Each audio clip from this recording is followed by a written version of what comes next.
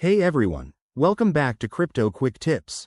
Today, we're tackling how to send Ethereum from Coinbase to Phantom Wallet in 2025.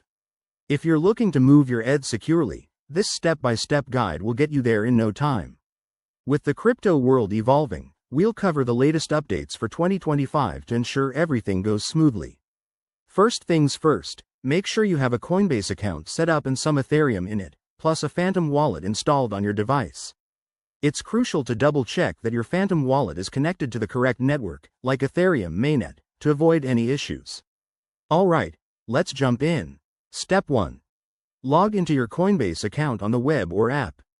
Head over to your dashboard and find the Assets or Portfolio section. Locate your Ethereum balance, that's your ETH. Next, open your Phantom Wallet app or extension. Go to the wallet address page and copy your ETH address. This is a long string of letters and numbers, so be careful not to mix it up with any other wallet. Now, back on Coinbase, click on your Ethereum and select Send or Withdraw. Paste the Phantom Wallet address into the recipient field. Enter the amount of ETH you want to send, but remember to leave a little extra for network fees, which might have increased in 2025 due to higher demand. Review everything carefully. Wrong addresses can lead to lost funds. Hit Confirm, and you'll get a transaction summary.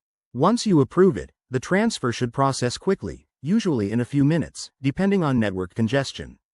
Head back to your Phantom Wallet to check if the ETH has arrived. If it doesn't show up right away, give it a refresh or check the transaction status on a blockchain explorer like Etherscan. A quick tip: always use two-factor authentication and never share your private keys. In 2025, with more advanced security features, Coinbase and Phantom might have enhanced verification steps, so stay updated. That's it for this tutorial.